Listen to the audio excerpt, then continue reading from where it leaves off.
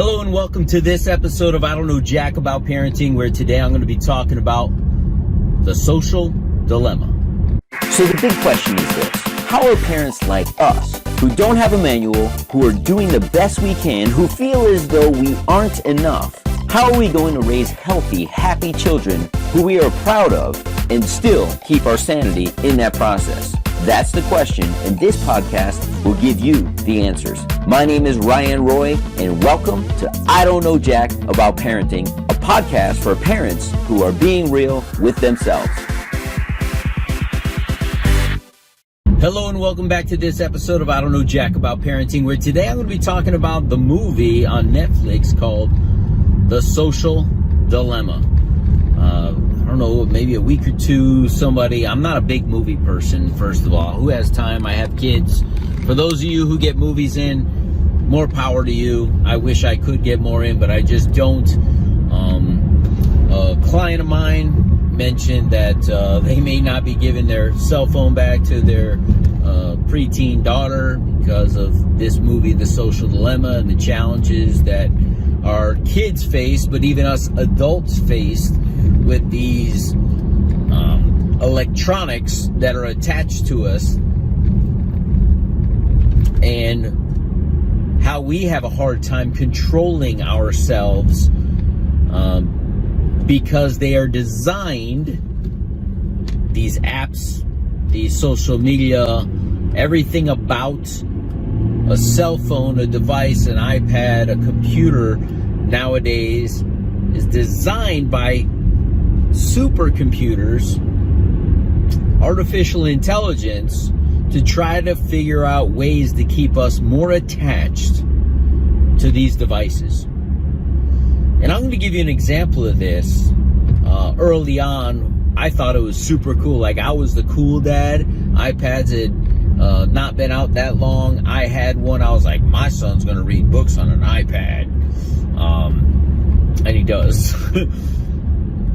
But I found out early what they were talking about in this movie. My son would want all these toys, and my wife kept buying these toys, and she's like, well, he wanted it. I was like, how does he even know about it? And she's like, I think he sees it on YouTube. And these YouTube things, because I'd let him watch some cartoons on there, but all of you know, anyone who's ever been on YouTube, if you YouTube, let's just say I'm a football fan and I Google my favorite team, you know there's going to be 6 suggestions on the right hand side or the left hand side, depending on how it's formatted, for me to watch some other games that were relevant around that time. Let's just say I'm a big 49ers fan, and the 49ers in the 80s were the team of the decade, and I want to watch one of their Super Bowls. You know, it's going to pull up every Super Bowl of the 49ers to entice me to watch all of that stuff, to keep me on that screen longer, so that those ads can pop up and they collect data on us. But it's designed to keep us on that screen longer so they can collect more data. What holds our attention? I'm not much of a TV person. I'm not much of a lot of things. But then I started thinking, as I watched this Social Dilemma, how have they tried to keep me on a screen? Now, I'm on screens all day long simply because I need them for work, for what I do for a living. I check my screen time often, and it averages about 6 hours a day on my cell phone. I don't know if that includes time that I'm actually on the phone or time that I don't know, but I imagine it's just actual screen time. And my thought is, I was like, how are they keeping me on here? And I thought back, and I did this on Netflix, but again, it's a screen, and it knows I have Netflix on my phone.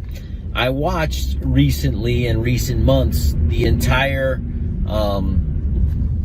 Michael Jordan documentary from I believe it's called The Last Dance. And I watched this months ago when it kind of first came out. And I binge watched it. you know, it was towards the end of it, and there was like, I believe 10 2-hour episodes, and I stayed up late and I was watching it. And to this day, I could pull up, as soon as I get off of this, I can pull up on my phone, and on Google's homepage, believe it or not, for the last couple months since I binge watched that, because it's probably the only thing that kept my attention that long,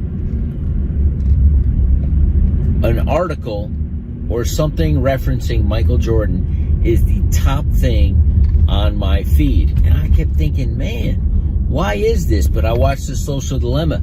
That is clickbait for me, because if I watch 20 hours of something and they know it, well, he was interested. Why doesn't he click on this Michael Jordan article? And I believe I probably clicked on 2 or 3 of them soon after, like, oh, I'm watching this. What do they have to say about Michael here? What do they have to say about Michael there? So this is the adult brain working, right? These are the things that gets us to click. These are the things that some of us are conscious of. What about our children? What are they putting in front of their faces that is enticing them to click? What is it that they have no clue that they are being researched? They have no clue that they're picking up data on them. What is it that they're putting in front of them to make them click on it that entices them? For boys, and I'm sure a lot of girls, video games. Right? You're into this game, you're doing it, and then the next one has very similar features, right? Maybe it's a gun shooting thing and you're on it for 4 hours. Man, they're going to tell you the next one, and then you're going to be enticed to click on it and potentially addicted to it also. For those of you who have played games, and I've done this in the past, and I've probably done it 2 or 3 times, I'll download a game. I'm doing good at it. Let's just say one of my favorite all-time games is Tetris, and I'm playing on my phone just to kill time, watching commercials, whatever. The next thing I know, an ad comes up. Oh, why don't you click this? It's similar to Tetris. I'm like, ooh. Next thing I know, I have 6 or 7 of these video games that are just time killers on my phone. And I remember probably the last time I did this, probably a little over a year, maybe a year and a half ago, and my son would occasionally get on it, and he would say, hey, Dad, can I play that game you like to play? And you know, why don't we try this game? And he would get me to do it. And next thing you know, he grabbed my phone one day. He's like, where are all the video games? I said, it's wasting my time. I can't do it anymore. He's like, but I like that game. And I'm like, yeah, I liked it too, so much so I wasted a lot of energy and time playing it. And Dad really would much rather utilize that time some other way. That's me with a level of consciousness. We, parents, so if there's a lesson in this, the social dilemma is this: do we give our kids these devices or not? They're a necessary evil for them to go to school, to communicate, to research, but how much screen time do they get?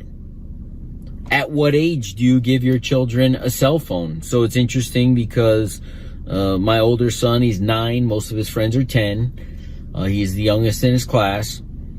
Some of their siblings are a little bit older, and they have cell phones already. We're talking 2-3 years older than my son. What age do I give my son a phone? He's often asked me, hey, can I have a phone? And I said, no, you don't need a phone. You're always with us, or you're where we need you to be. We don't need you to have a cell phone. And he's like, well, my friends have it.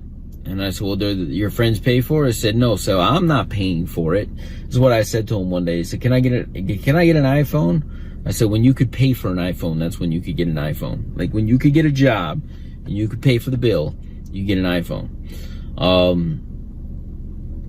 Now it's easy to say to a 7, 8, 9-year-old now, but at what point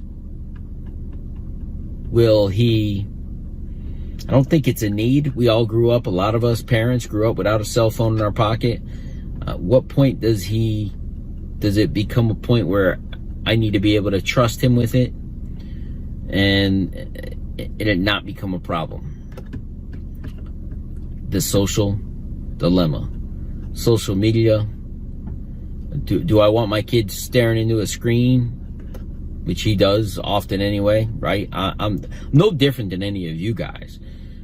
But do I give it to him free reign in his pocket 24/7, knowing what we know? And those are the questions we have as parents. And those are some of the things I need to figure out for myself. And I imagine some of you need to figure out for yourselves. And every family's different. There is no right, there is no wrong. But the more we know, the harder the decisions are to make, right? Like, I don't know jack about parenting. I just know that things are moving fast. Technology's moving fast. And there are a lot of days I wish the world would slow down a little bit more. We'll see you in the next episode. Do you want to be the dad you wish you had? If so, go get my free book, Be the Dad You Wish You Had, at BeTheDadYouWishYouHad.com.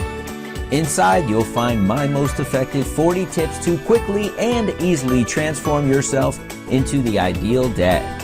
Go to BeTheDadYouWishYouHad.com now and get it while it's free.